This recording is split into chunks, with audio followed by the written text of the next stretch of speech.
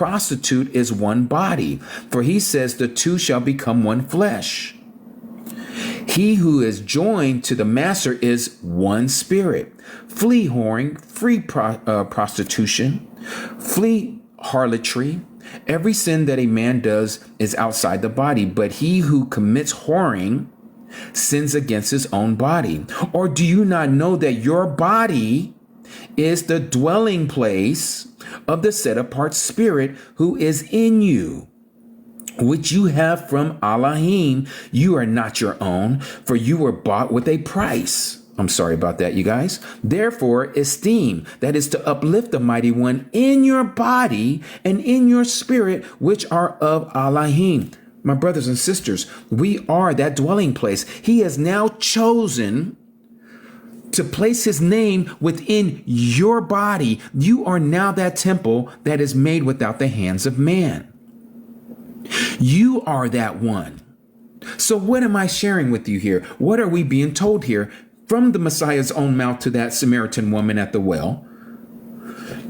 That there would come a day that we would no longer worship at that physical location in Jerusalem, where 3 times a year, every male was to bring themselves to Jerusalem for the Feast of Pesach, which is Passover, also known as the Feast of Unleavened Bread, for the Feast of Shavuot, also known as the Feast of Pentecost, and for the Feast of Sukkot, also known as Tabernacles, which is today, the very last day that we are to have this solemn assembly as we are right now. Because the Messiah said to this woman that you are not going to worship on this mountain or that mountain, because you are going to worship him where you are, because you who are worshiping him in spirit and in truth, you are that temple. You are the dwelling place. You have the name that is above all names, that is dwelling within your physical body, known as your DNA double helix structure, that has the name of Yahuwah in your DNA.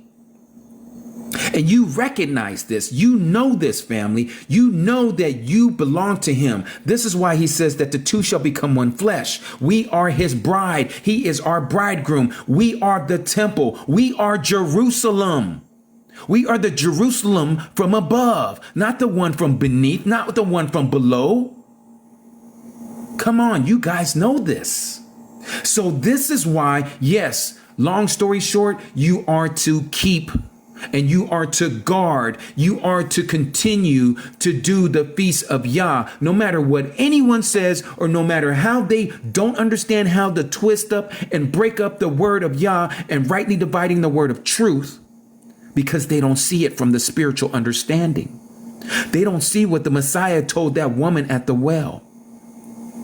They don't understand that it is you who is the temple. This is why Yah says anyone who does anything against this body, this temple that he is dwelling in, Yah shall destroy that person for defiling the temple of Yah. And that's what happened in 70 AD. They defiled that temple back there. That's why Yahusha made a 3-cord strand and he was literally whipping them out of the temple. You have turned in this house that was called a house of prayer into a den of thieves. And so Yah was like, I'm done with this. John the Baptist was done with it a long time ago. That's why he didn't go over there to the Most High place. He stayed out there by the Jordan, and that's where everybody went to him, including our Messiah. He didn't beeline straight from Nazareth and went straight to Jerusalem and presented himself as the Messiah. No, he went out into the wilderness where John was, by the Jordan, and the people that was following John, because John had disciples. And they understood that those Pharisees and Sadducees, those preachers, those teachers, those scribes, they didn't have the truth. They were twisting doctrine. And so they went to John. And that's exactly who the Messiah went to. The Messiah went to John, and he was anointed by John in the Jordan River. It was after that he started doing all the works and miracles to let everyone know, including Satan, when he went out into the wilderness for 40 days and 40 nights to be tempted by him. And Satan didn't win. Yahusha came out victorious. And he started going around. What did he share? What did he preach? The same thing that John preached. Repent. Repentance. For the kingdom of Yahuwah is near. It's at hand. We need to keep the feast, my brothers and sisters. Why? Because it is a lesson for us, and it is telling us of future things, prophetical things that are going to happen, like the Feast of Trumpets. Where do we find the Feast of Trumpets? Where do we even find trumpets? What is Yah going to do with these trumpets? Well, all one has to do is just go to Revelation chapter 8, and you'll read all about the 7 trumpets right there. What about the Day of Atonement? The Day of Atonement is called the Day of Judgment, or Judgment Day, when everyone will have to give an account for what he or she has done before the great throne. Judgment Day. You can read about that in Revelation chapter 20. Also, you will read about it in chapter 20 about the Feast of Sukkot, also known as Tabernacles. Why? Because Yah will now be dwelling with his people forever and ever. He will be tabernacling with us, family. This is why we keep these feasts. They are to teach us to keep our eyes guarded on what is to come through prophecy. That's why the children of Yasharal in the Old Testament didn't recognize the Messiah when he came, because they weren't keeping the feast correctly. This is why John says when he saw the Messiah coming, he says, the Lamb that was slaughtered before the foundation of the world. What was he recognizing? The Passover. He understood who the Messiah was. He is the Passover Lamb. How did he know that? Because of Pesach. Because of Passover.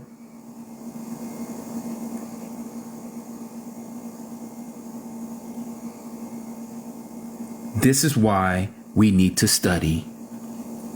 I can try to give you all the answers. I see some of you asking questions. Do you want everything to be microwaved? No, you should go and seek it for yourself so that you know that Yah has revealed it to you. You will see where the tearing down of the temple was. You will see where you're confused because you're not reading. This is for you to go and do your own due diligence, your own homework, so that your Creator can talk to you personally, not through another person, not through me. Again, what I'm sharing should be confirmation. And if it's not confirming anything to you, it's only because you haven't studied. When you go and study it, it will confirm to you what I am sharing with you. This is why I opened up the book and I started from the Old Testament and I brought you to the New Testament so that you can see that when Yah says that where he has chosen to place his name is no longer in that land, family. It is you. You are that one. That's what he told the woman at the well.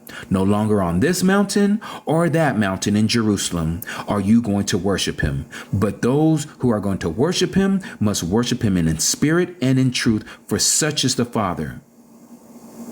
He is spirit. And those who worship him must worship him in spirit and in truth. And so you will see even Shaul, Paul, because there's people saying, well, look, why was he such in a haste to go to Jerusalem to keep the Feast of Pentecost? Well, again, he already knew what happened in Jerusalem. He wanted to go back to be with the brothers. He wanted a fellowship with the brothers in Jerusalem. Had nothing to do with the temple. Had nothing to do with the temple. The temple was done.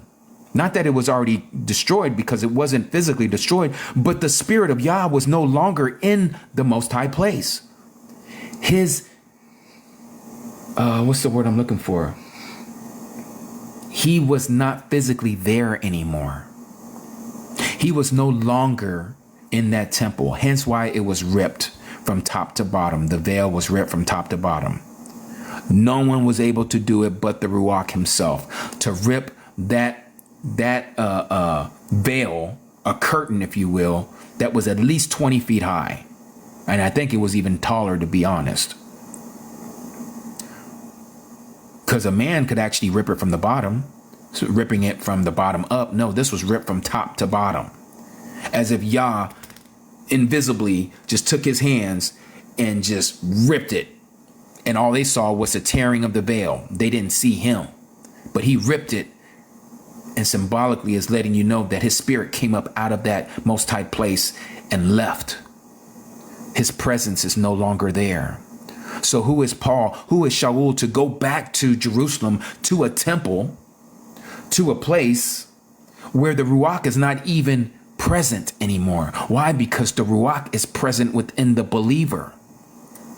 That's what happened on the day of Pentecost. If you all remember, Acts chapter 2, when Pentecost had fully come, meaning when the 50th day was there and they actually counted out the 7th Sabbath, and the next day, which was the first day of the week, cloven tongues, as if it was like fire, was over each one of their heads, all 120 of them. Why? Because the Ruach HaKodesh had indwelled in them. This was the promise that the Messiah said in John chapter 14, verse 26, and in John chapter 15, verse 26, that I am leaving and I shall send the helper, the comforter, and he shall lead you and he shall guide you and he shall teach you all the things that I have taught you, and I shall not leave you as orphans. Why? Because he is with us. Emmanuel, the mighty one, is amongst us. That's why he says, where 2 or 3 are gathered, I am in your midst. You don't need no temple. You don't need no synagogue. You sure don't need no church so-called building. You are the temple. You are the dwelling place. We just read that in 1 Corinthians chapter 3 and 1 Corinthians chapter 6. But let's go to 1 Corinthians chapter 5. Let me read something for you here. Notice what Paul says here, family. Starting at verse 6. Your boasting is not great. Do you not know that a little leaven leavens the entire lump? Therefore, cleanse out the old leaven, that is the yeast, so that you are a new lump of bread, without any leaven in it, as you are unleavened. You are a matzah cracker. For also the Messiah, our Pesach, our Passover, was slaughtered for us. This is Paul saying this. So then let us what? Celebrate the festival, not with old leaven, nor with leaven of evil and wickedness, but with unleavened bread of sincerity and truth. Pretty much what the Messiah said to the woman at the well. In spirit and in truth. That's the way we are to worship him. But notice what he says here in verse 8. So then let us celebrate the festival. Anywhere does he say you need to go from Corinth all the way to Jerusalem to celebrate this festival, also known as Matzah, the Passover? No. Corinth to Jerusalem in those days, which they would have had to walk or take a donkey, or somebody who may have had some more money had a horse with a chariot. That was hundreds of miles. That wasn't right around the corner. It wasn't like going from Jerusalem to Bethel or to what's the other place called? Nazareth. No, you can make that in no time. But Corinth was all the way up in what we know today as modern Turkey. That was a long distance. But he doesn't give them any instructions about going there to Jerusalem. He says, let us celebrate the festival. This is after the Messiah has left. So again, we see even Shaul was giving instructions to people to continue to celebrate it. He's the same one in this same book, in this same letter, that says, do you not know that you are the dwelling place of Yahuwah? That you are the temple of Yah? The same person, same letter, just a different chapter. So why would he say one thing in one place and then all of a sudden avert that and say, no, but you know what? If you're going to keep this, you need to go to Jerusalem. He didn't say that. He knew that you are the temple. And since you are the temple, where you are dwelling, you are able to perform, not the sacrifices. We are not doing those anymore. The offerings and the sacrifices have been done away with. That is what was finished. But the celebration, the keeping of it, that is still enacted. You still need to do that. If you love me, keep my instructions, keep my commandments, keep my laws. Yes, we may be in our captor's hands, and yes, we may be scattered to the four winds and the four corners of this earth. but he is ever present with us. We are his dwelling place. He dwells with us. His name dwells on us. This is what you read in Revelation chapter 7. Hold up before any of you do anything crazy out here, talking about these angels. Do not destroy anything. Don't harm anything until we have sealed and have placed his name upon their foreheads. Why would they say that? Why is that written? Because we are his people. We are the temple of Yah. And he has decided to put his name on us. No building. No building. Those people who are getting ready to do what they're doing over there in the Middle East right now with those red heifers and taking those ashes to build the altar again, and so that they can erect a tabernacle or a physical building, that is an abomination. That's what you read in in Daniel chapter 9. The abomination of desolation. Same thing we read in Matthew chapter 24 that our own Messiah said out of his own mouth when he says, when you see Jerusalem surrounded by enemies, know that its destruction is near. Matthew 24 says, when you see the abomination of desolation spoken of by the prophet Daniel, he who has ears to hear, let him understand what the Spirit is saying. That is not the temple. We are the temple. We are to keep the feasts of Yah. I hope this study has helped you. Those of you who are here from the beginning, I hope I made it very clean and precise and concise for you to go back. For those of you who are taking notes, you can go back and look at it for yourself, read it to yourself, see what it is that Yahuwah is confirming into your Ruach. But as for me and my house, as Yahusha would say in the book of Joshua, we are going to serve Yahuwah. I am not putting away any of these feast days because we're in captivity. No, I am not. That is because the person doesn't understand what is being told to us. And I hope for those of you who are here who have heard this message that you now understand as well that you are to keep the feasts. This is why, again, I reiterate why the Messiah said what he said to the Samaritan woman at the well. That right there is so crucial. No longer at this mountain or the mountain in Jerusalem are you going to worship the Most High Yah. But you are going to worship him where you're at because you are that temple. Thank you for all the gifts. Thank you so much.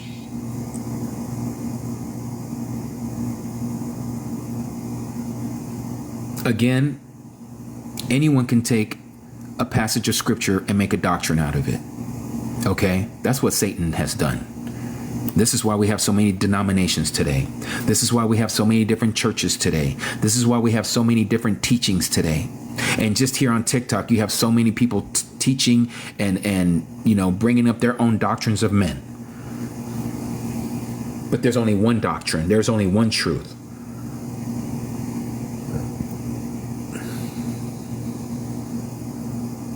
And if you still feel confused about this, I just say that please take it to Yahuwah.